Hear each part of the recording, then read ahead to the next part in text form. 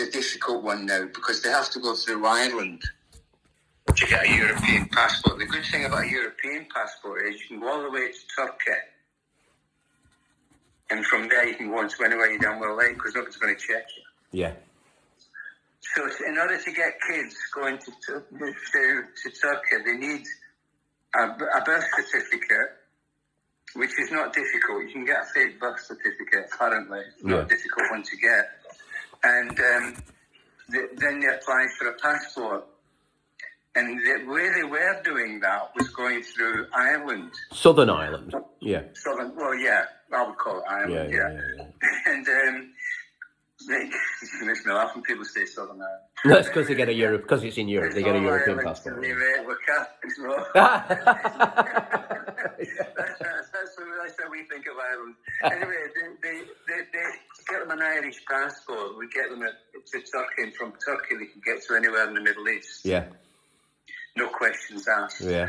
But the difficult, getting the passport is a difficult one now because Ireland have clamped down on it. They realised what was happening. There was all these fictitious births being registered in Ireland. Really? The hospitals and doctors, GPs had absolutely no record of whatsoever.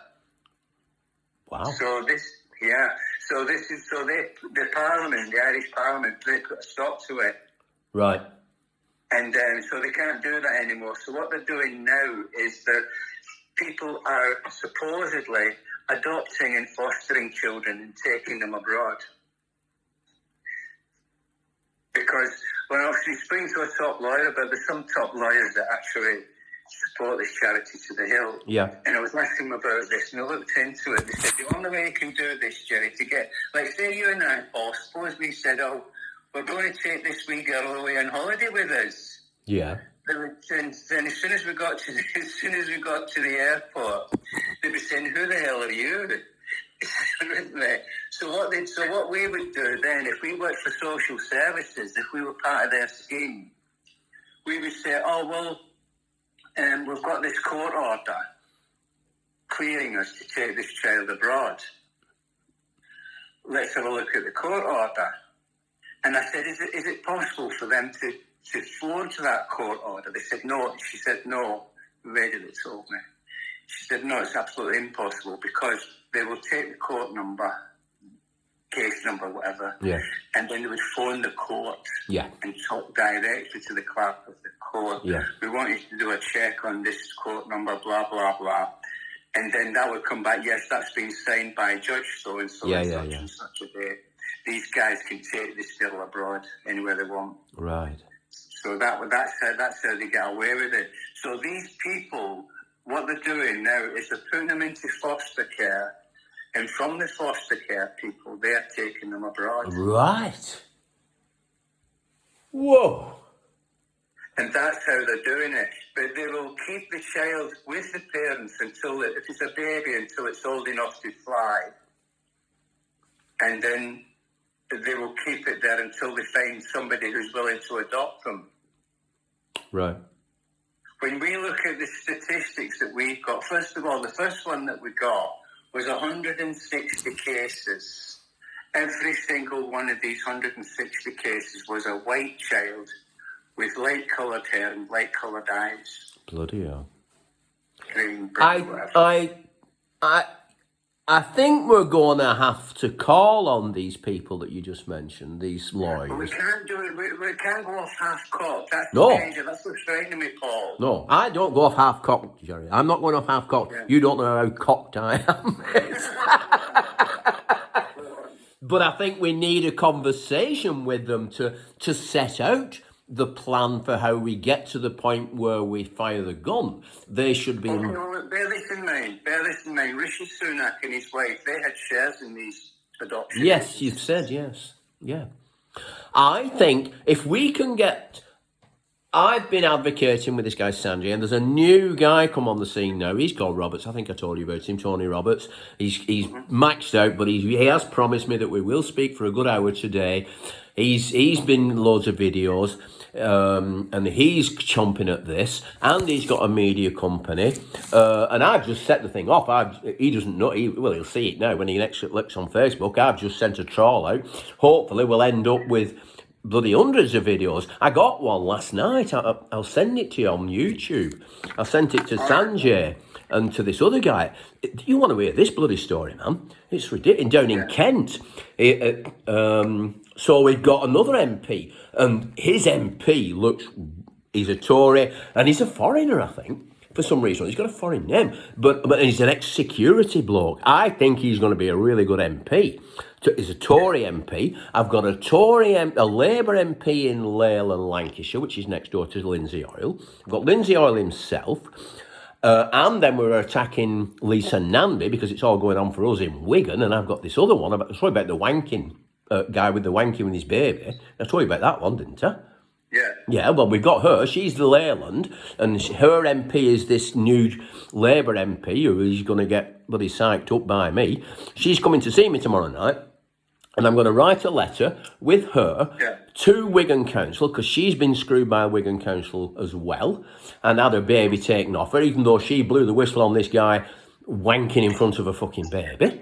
I mean, that's going in a bloody letter, and I'll use the word wanking, I think, rather than masturbation or merchant banker or something. You know, I'm going to be very fucking powerful, and I'm going to write to Alison Mackenzie Follen and say, oh, guess what, Alison? It's just got fucking worse. Yeah. It's one of each now, male and female. You're giving babies to fucking paedophiles. Yeah. She'll shit herself, man. And then Lindsay Oil has no excuse. He'll have these two MP, he'll have the bloody Leyland MP on his case, he'll have the Kent MP on his case. Yeah. And there'll be somebody in this group of 10,000, 900,000 people that I've just posted my, will you please send me your videos on. No, it's not gone on that one yet, they've not approved it. It's gone on the false adoption one. We will have somebody in every constituency in the country. Yeah. So we can just I'm not having it. All of them can have a fucking big discussion, Lindsay Oil, in the house about how we fucking sort this out. There's no excuse anymore. No excuse.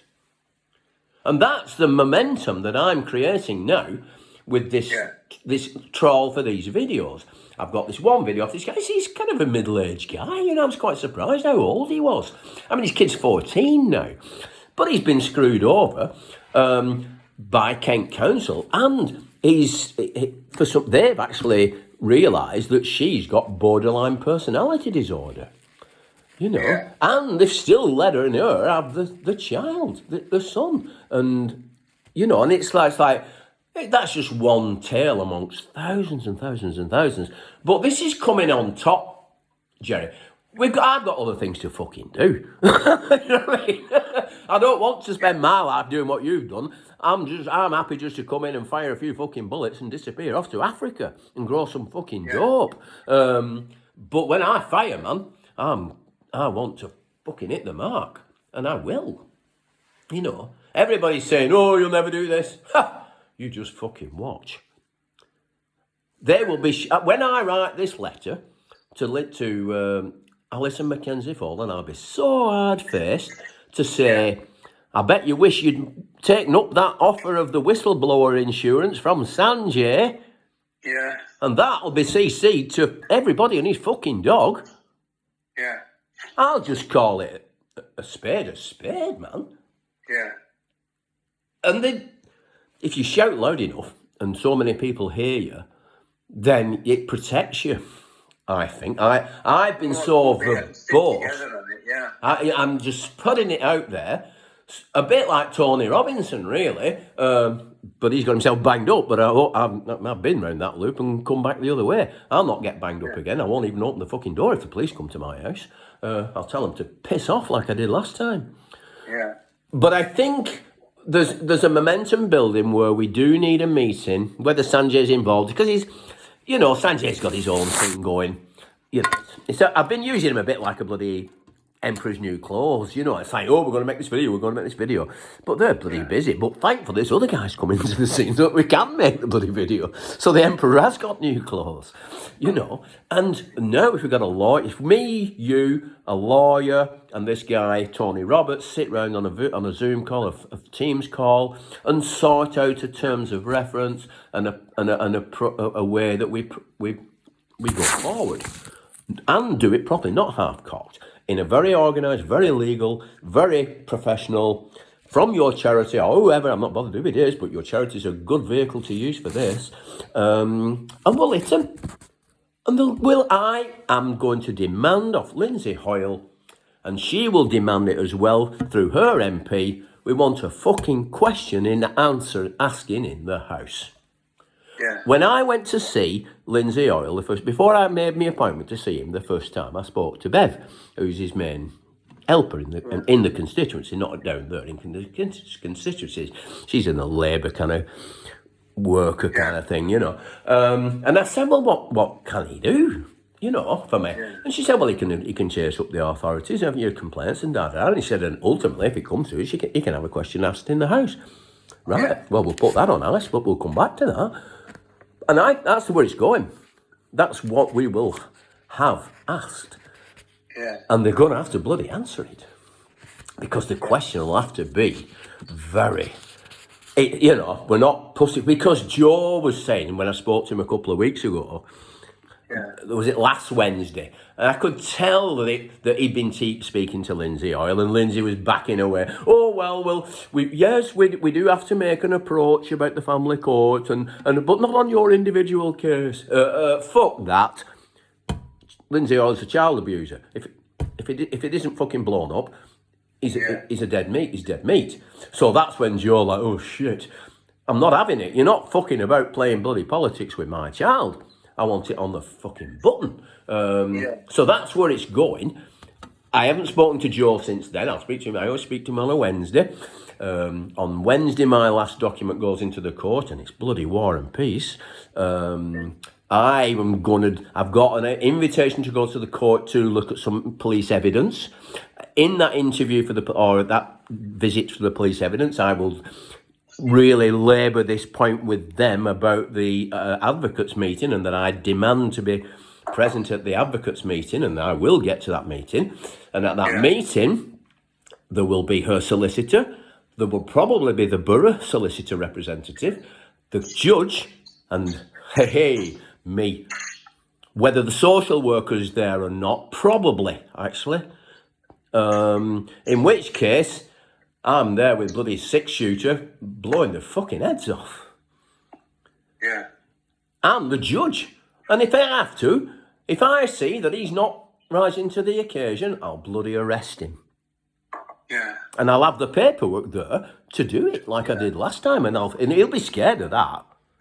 Because he realises I wasn't fucking about. Yeah. He bollocked me for it on the day, but when he had time to think about it, it's like, shit, who is this guy? You know, I'll arrest him for libel. Yeah. Because he's libelled me. That's fucking libel. You haven't retracted it. You haven't redacted it. They haven't redacted it. Right. Well, Paul, as normal and as usual, I'm telling you to focus on your daughter and sort everybody else. My daughter's sorted because I'm the victim and I can prove it, and the victim gets the child. I've got it in writing from the doctor.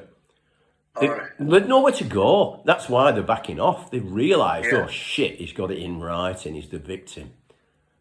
Yeah. And he's suffering from post-traumatic stress disorder, which obviously they have caused.